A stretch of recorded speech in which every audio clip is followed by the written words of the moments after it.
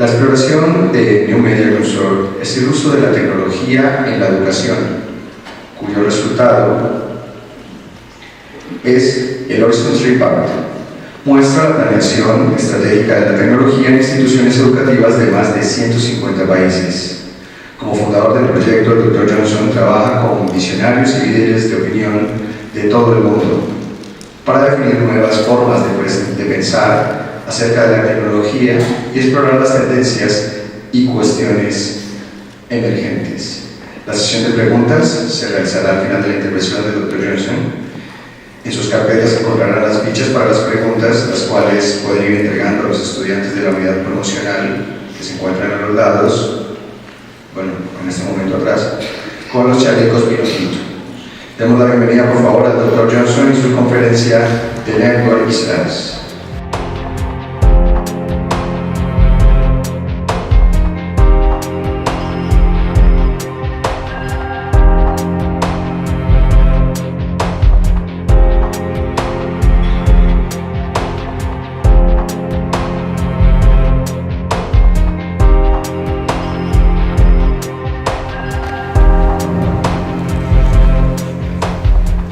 Disculpas por hacer mi charla en inglés, pero más cómodo por mí.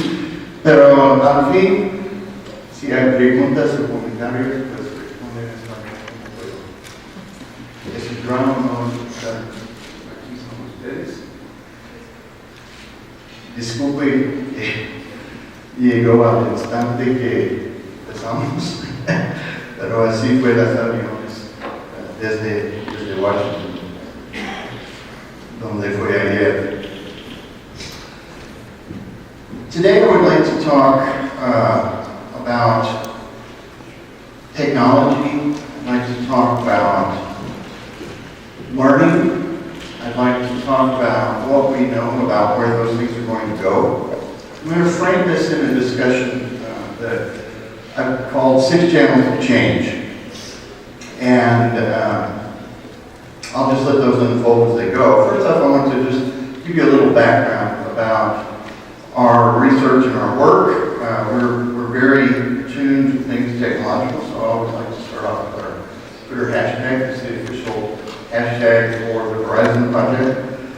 And if you are a student of emerging technology, you can follow this hashtag and be part of a conversation with more than 3,000 people all over the world who are all deeply interested in the possibilities and potential that we have at our disposal today. We've been doing our research since 2004. We put this little slide together to show how the project started off kind of slowly, and then in 2008 it just sort of exploded as we began to take our research into a global setting. And today, we have published now 28 editions of the Horizon Report. It's been translated 36 times.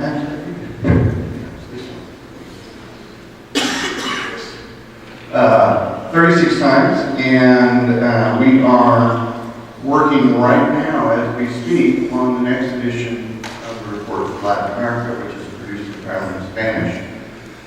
We do reports for higher education, for primary and secondary education globally, as well as museums.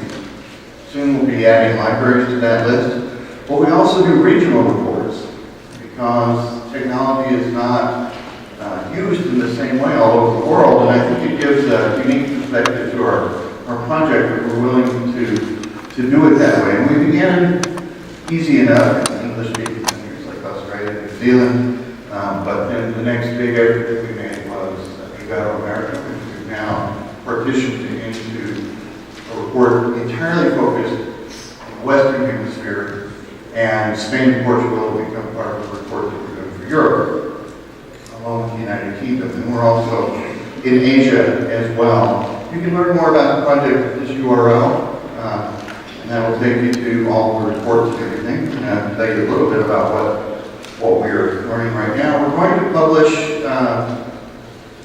in 2 weeks, the next global K-12 report. So this is the first time actually that these data have been shared. The report's not public yet. But what we look at is we look at all the possible educational technologies that there are. And it's a list of about, at any given point in time, 50 or 60 possible technologies. And then we convened a group of experts. In this case, they were experts from all over the world, about 40 countries, that work online. It's all done in a wiki on Baker Notes. He's been on several of our expert advisory boards. And they talk, we got through a series of questions to think about how technology might be applied in a learning context and which aspects of technology, which trends are the ones that are going to be most important in 3 time frames.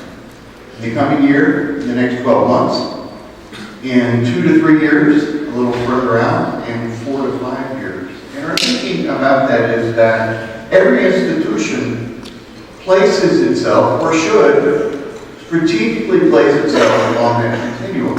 If you want to be known as a school that's very advanced technologically, you're going to want to be looking at things that are in the 4 to 5 year horizon. If you're just wanting to make sure you don't fall behind, you need to absolutely be looking at the near-term horizon, because those things are coming on very, very strong. And what's interesting is, as the internet becomes more and more common everywhere, we're seeing some of the same sorts of things pop up really all over the world.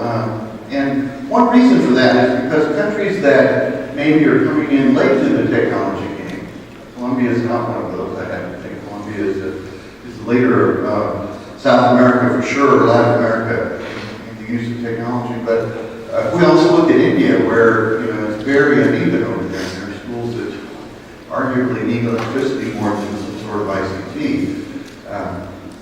But nonetheless, we discover patterns and themes that need to be looked at, I think, all over. And for primary and secondary education, in the next year, I know this is a group of fairly affluent schools that you represent in the office. But BYOD, bring your own device. And it's been happening in the workplace for a long time. In fact, trying to imagine using someone else's laptop, for work, we just wouldn't even consider it. It's not something that you really want to do. You want to have that laptop has your stuff on it. It's what you have learned to work with. And so that same idea is coming to schools, but in a very interesting way. It's coming as a one-to-one strategy, with the idea that if we focus the money that we have to support technology on families that need it, and set the expectations that families that have the means will provide a certain level of technology for the children, do a lot more. So in the States for sure, and in Europe, that is a huge conversation. And I'll be interested in talking with each of you individually during the day about how it's playing out here. Cloud computing, of course, is growing, and I think it's going to grow even more in the next few years as the World Cup and the Olympics bring. They're talking about somewhere in the neighborhood of 50 terabits of bandwidth into Brazil. And I know that that's the wrong side of South America, and that part of Brazil where the Olympics and the World Cup are going to be a long way away. But it's going to raise the whole game. And I was in Sao Paulo just about 3 weeks ago, talking with people who were already planning to build Latin American clouds that uniquely are designed to meet the needs of companies, schools, universities here. I think it's very, very interesting. At the same time, mobile learning has completely come to a new conversation, because it's not just the phones anymore, it's tablets, it's the notion of having devices that are always connected. That's the thing that makes it mobile. It's that you have the internet in your pocket, whether it's on a smartphone, whether it's on a tablet, it doesn't matter. It allows the fourth bullet point on this list, online learning. A little further out, there's a tremendous amount of work going on in electronic publishing. And where it's going on is very interesting. It's going on in Asia. If you look at all the major publishers, Pearson, McGraw-Hill, all the big global publishers of academic press, they're all testing electronic publishing in Asia right now.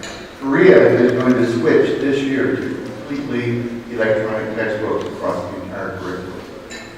That's going to be the first big grand experiment with this. But as they learn how to get this right there, it's going to come everywhere. And that's actually good news for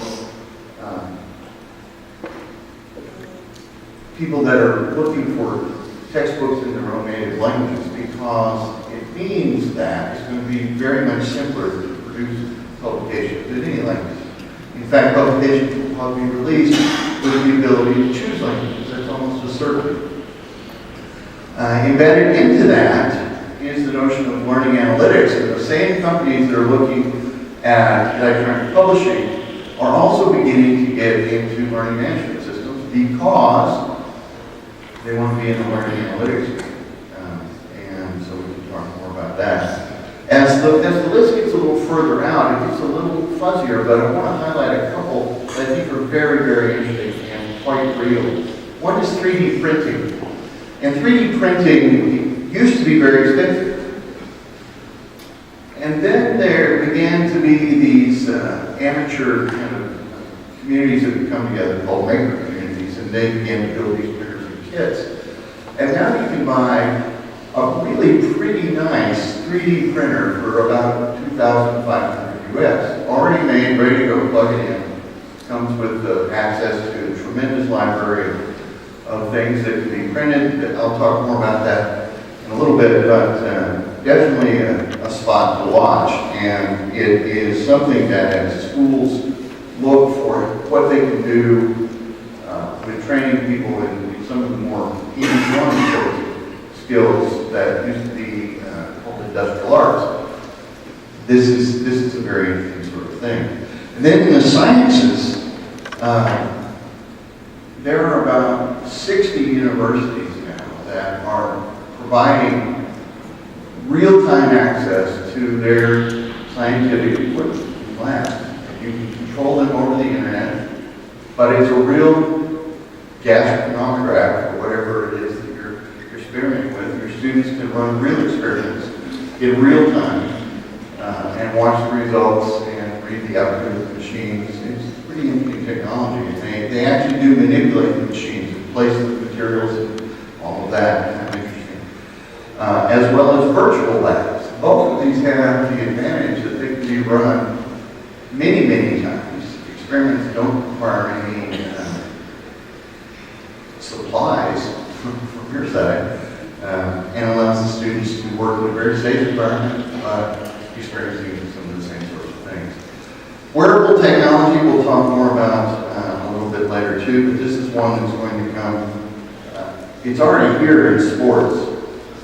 There are lots of technologies that professional sports athletes, amateur athletes wear to measure impacts that they have in American football, for example. They put an accelerometer in the helmets to make sure that they're not getting any concussion, things like that. Very interesting sort of thing. And I know this is very small, but I wanted to put it up here because it shows 3 reports that we published in the last year. One for Ibero-America, so all of Latin America plus Spain, Portugal.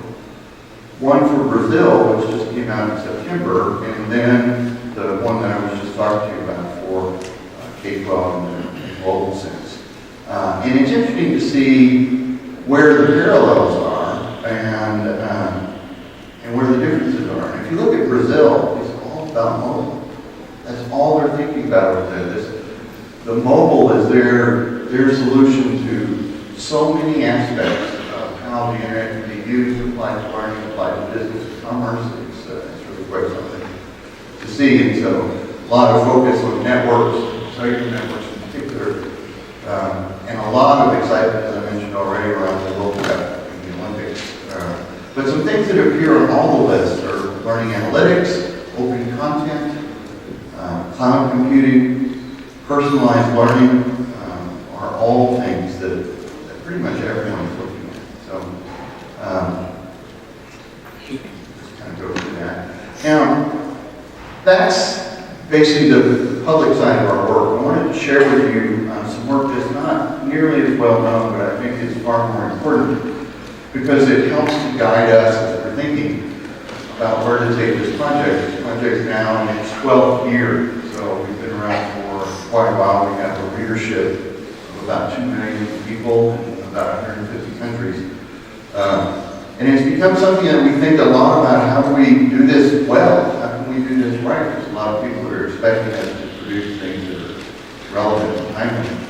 And so a year ago, we held a retreat in Austin, Texas to identify things that we have learned over the last decade and see if we could extend that learning into the next decade in sort of a way to help us think about technology trends in the big picture. And we came up with a list of about 30, and we rank ordered them. I've been on a lot of airplanes, and it's a little dry. That's really good. And I wanted to share the top 5. And the first one I think is really important. Because, well, none of them are really about technology. All of them are really about the world. And that's kind of my point today, is that the world is changing. In many ways, it already has changed around us. And our job really is that we have to kind of train people to go into the next iteration of that world. And to think about that, it doesn't surprise me that this group of 100 experts, Hans Peter was there, and contributed, as well as other folks from Columbia and all over Latin America. The world of work is more global than it ever has been. You don't have to go very far. Right in this hotel, you'll see it. As people begin to enter the workforce and work for companies like Hewlett Packard or Dell, which is big in Latin America, or pick your multinational company, the way they work is very different than the way that most of us work. Their teams are global teams. When they work a project, they plan on working it around the world. They work it 24 hours a day because when you're in the Western Hemisphere, you work on it in our daytime. And then it's morning in Europe by the time you go to bed. By the time Europe goes to bed, they're working in Asia. And by the time they go back to bed, it's back to us, and it's a day later. 3 different groups of people all around the world working on it. And their groups are very multicultural.